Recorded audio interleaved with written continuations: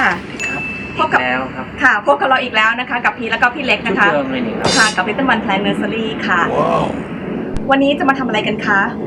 ขยับไซส์ครับค่ะ วันนี้เราจะมาสอนวิธีการเปลี่ยนไซส์กระถาง Dosthenia นะคะสูตรดินมีอะไรบ้างคะ ก็มีดิน 50% ครับดินอะไรดินก้ามปู ดินกัมปูเนี่ยครับเอา60แล้วกัน60นะเฮ้ยอยู่ต่างประเทศไม่มีดินก้ามปูก็เป็นโกยแถวข้างบ้านก็ได้ตรงไหนก็ได้ที่มันเป็นดินก็โกยมาโอเคดิน6ส่วนแล้วอะไรอีกคะก็หินภูเขาไฟ2เบอร์ก็ได้ครับ3ส่วนฮะหินภูเขาไฟ2เบอร์แปลว่าอะไรคะหมายถึง00เบอร์เล็กกับเบอร์ใหญ่หรือเบอร์เล็กกับเบอร์กลางเบอร์กลางเบอร์เล็กกับเบอร์กลางใช่เบอร์เล็ก1ส่วนเบอร์กลาง1ส่วนไหมได้ไม่ใช่1ส่วน1อย่างละส่วนครึ่งฮะก็3ส่วนน่ะจะเอา3ส่วนใช่จะเอาหินเยอะกว่าเอาเบอร์ใหญ่เยอะกว่าหรือเอาเบอร์เล็กเยอะกว่าก็ได้แต่ให้รวมกันแล้วเป็น3ส่วนโอเคก็เป็นดิน6ส่วนหิน3ส่วนอีกส่วนหนึ่งก็เป็นทราย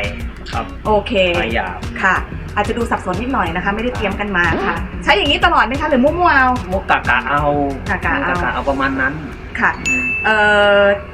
กะเอาเนี่ยเอาอะไรเป็นบรรทัดฐานว่าอย่างเงี้ยใช้ได้ผมก็เอากระบวยเอากระถางเอาอะไรก็ได้ตักตวงเอาฟีลลิ่งดินมันจะต้องแน่นๆหรือมันจะต้องล้วนๆค่อนข้างจะล้วนนะครับชอบล้วนๆเพราะว่าอะไรใช่หินเยอะๆให้น้ำมันผ่านง่ายๆเลี้ยงแบบเอาดอเลยถ้าเกิดโดนฝนโดนอะไรมันก็จะค่อนข้างจะโอเคหน่อยไปง่ายหน่อยก็เอาหินหัวไปเยอะนิดนึงค่ะมาเริ่มกันเลยดีกว่าของเราเรียบร้อยแล้วเนี่ยค่ะหินเราก็มีสารพัดพูดอีกทีจะเหมือนเดิมไหมไม่เหมือนแล้วครับ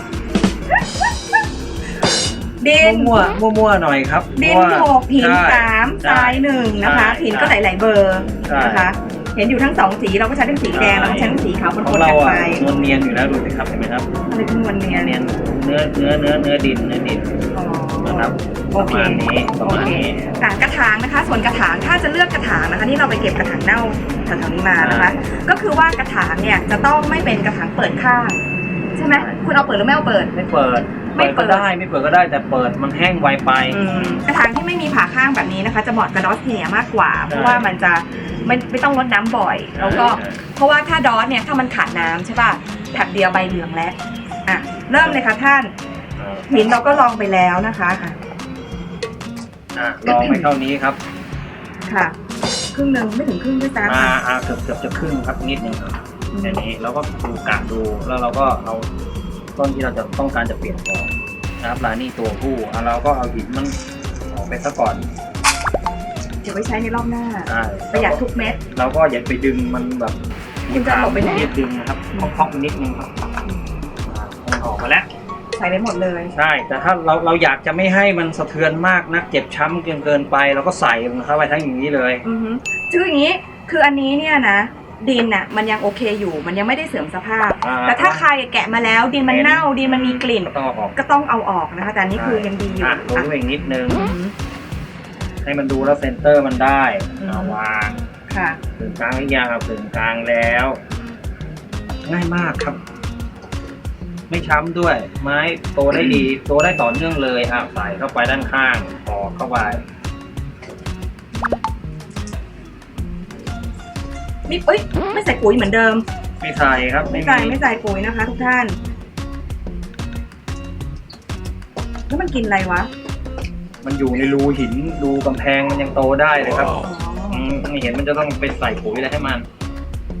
ก็ถ้าอยากจะใส่ก็ขี้ไส้เดือนผมแนะนำว่าผสมเข้าไปในเครื่องปลูกเลยก็ดีนิดหน่อยใส่นิดเดียวนะอย่าใส่เยอะไม่ก็ออสโมโคนนิดหน่อยประมาณนั้นจะไปฉีดปุ๋ยทั้งใบไม่ได้ใบเริ่มต้มเลยโอเคเสร็จเรียบร้อยแค่นี้แหละครับแล้วก็โรยหินข้างบนใช่กดๆหน่อยไม่ต้องแน่นมากนะสวยงามครับค่ะเรียบร้อยนะคะเป็นอันเสร็จสิ้นนะคะทีนี้โรยหินหน่อยไปหาหินมาโรยขโมยอันนี้คือเทคนิคในการเปลี่ยนไม้เนี่ยพอไม้มันไซส์ใหญ่ใช่ไหมคะบางคนถามเฮ้ยทำไมไม้เราเนี่ยอ้วนจังเตี้ยจังเพราะว่าพี่เล็กเนี่ยเขาชอบอ้วนเตี้ยนะคะเลยได้แบบนี้มาทีนี้เนี่ยเทคนิคการทำอ้วนเตี้ยเนี่ยคือมันจะต้องไปอยู่แดด100%การจะอยู่แดด100%เนี่ยเราจะใส่กระถางที่แบบเล็กมากไม่ได้พอดียังไม่ค่อยได้เลยนะมันจะต้องโอเวอร์ไซส์นิดนึงเพื่อที่ว่าเวลามันไปอยู่แดดเนี่ยแ แดดมันแรงมากแดด100%ใช่ไหมดินมันเครื่องปลูกมันแห้งเร็วมันก็จะช่วยให้มันชื้นนานขึ้นเพราะว่ากระถางเนี่ยมันใหญ่ขึ้น ใช่นะคะ จะต้องเพิ่มหินขึ้นไปครับ เพิ่มหินเนาะสัดส่วนเป็นไง ถ้าจะแดด100%ต้องเพิ่มหินขึ้น สัด ไป ส่วนเปลี่ยนเป็นอะไรคะ ก็แค่ดิน50แล้วก็ที่เหลือก็เป็นลูก เอาลดไป1ก็เป็น5 4 1หมายความว่าดิน5หินภูเขาไฟ4ทราย1นะคะ มันก็อยู่ที่พื้นที่ของคนด้วยนะแต่ละคนนะถ้าไม่ได้แดดปั้งอะไรแล้วกลัวจะโดนฝนกลัวจะฝนดุเกินไปแล้วเอาไม่อยู่ก็เพิ่มหินเข้าไปอีก จริงเหรอขยับ เพิ่มเข้าไปเรื่อยๆใช่ คือถ้าฝนเยอะก็ให้เพิ่มหินให้มากที่ ใช่ สุด ถ้าแบบว่าแดดไม่แรงพอที่บ้านแดดน้อยแดดไปตากฝนเพิ่มหินเข้าไป อือฮึโอเค แล้วเสร็จแล้วอันนี้เราก็จะไปรดน้ำ ใช่ เทคนิคมีอะไรอีกไหมคะ ให้มันดูแบบว่าเราดูโปรอ่ะมีไหม ไม่มีแล้วครับก็นี่แหละแค่นี้แหละครับงามเลย ค่ะ อยู่ ก็ ได้อีก2 ปีครับ เวอร์2 ปีเลยเหรอ ได้อยู่นะ